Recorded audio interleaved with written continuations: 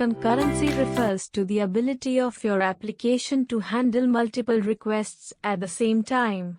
When many users try to access your site simultaneously, your Lambda functions need to scale up to meet that demand. If they can't, some users might experience delays or errors.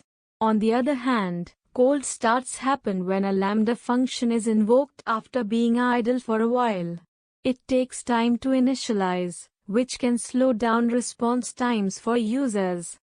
Think of it like a restaurant during a busy dinner rush. If the kitchen is prepared and has enough chefs, they can serve many customers quickly. But if they have to wait for the chefs to arrive and start cooking, customers will be left waiting. In summary, managing concurrency and understanding cold starts are essential for maintaining a smooth user experience during peak times like Black Friday. First, let's clarify what concurrency means in this context. Concurrency refers to the number of Lambda instances that can run simultaneously. As Lambda can automatically scale to handle incoming requests, but if you don't manage concurrency limits properly, you might encounter issues like increased latency or throttling. This means that your application could slow down or even reject requests if it exceeds the allowed number of concurrent executions. For example, imagine you have a restaurant that can only serve 10 customers at a time. If more than 10 customers arrive, some will have to wait outside until a table becomes available. Similarly, if your Lambda function hits its concurrency limit, additional requests will be delayed or throttled. In summary, understanding concurrency limits and cold start behavior is essential for optimizing your Lambda applications and avoiding performance issues. By default, OS sets a soft limit on the number of concurrent executions for your account. This means that there's a cap on how many instances of your Lambda function can run at the same time. However, if you have critical functions that need to run without delay, you can set reserved concurrency. This ensures that a specific number of instances are always available for those functions, providing a guarantee that they can handle requests promptly. Now, let's talk about cold starts. A cold start occurs when a Lambda function is invoked for the first time. During this process, the system has to initialize a container for the function, which can add latency. This delay can be more noticeable if your Lambda function is deployed within a virtual private cloud, VPC, or if it has heavy dependencies that need to be loaded.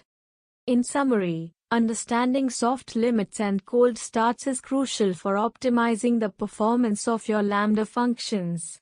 In our lab flow, we will create a Lambda function specifically designed to process events when objects are uploaded to S3. This function will help us understand how Lambda can react to these events in real time. We will also set up concurrency, which allows multiple instances of our function to run simultaneously. This is crucial for testing how well our system can handle parallel invokes, ensuring that it can manage several requests at once without delays. Think of it like a busy restaurant where multiple chefs are preparing different dishes at the same time.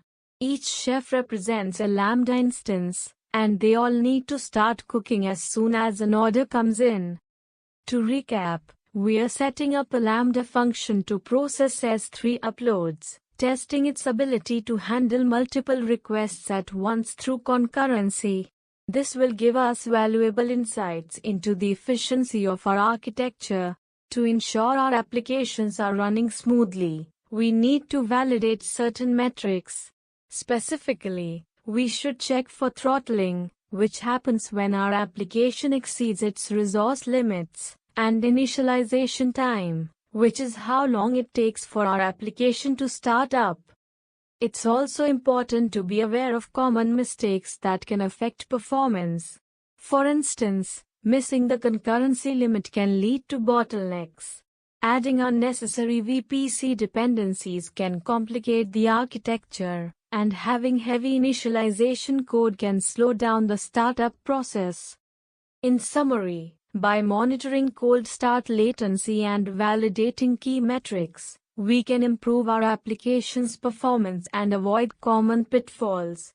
When we talk about reserved concurrency, it means that we can allocate a specific number of instances for our most important functions. This helps ensure that they always have the resources they need to run smoothly, even during peak times. Lightweight initialization code is crucial because it reduces the time it takes for your function to start up, which is especially important when dealing with cold starts. Lastly, using VPC endpoints allows your Lambda functions to connect to other OS services securely and efficiently without needing to go through the public internet. Think of it like reserving a table at a busy restaurant. You ensure that you have a spot when you arrive, and you don't have to wait long for your food to be prepared. In summary, by managing concurrency, optimizing initialization, and using VPC endpoints, you can significantly enhance the performance of your Lambda functions.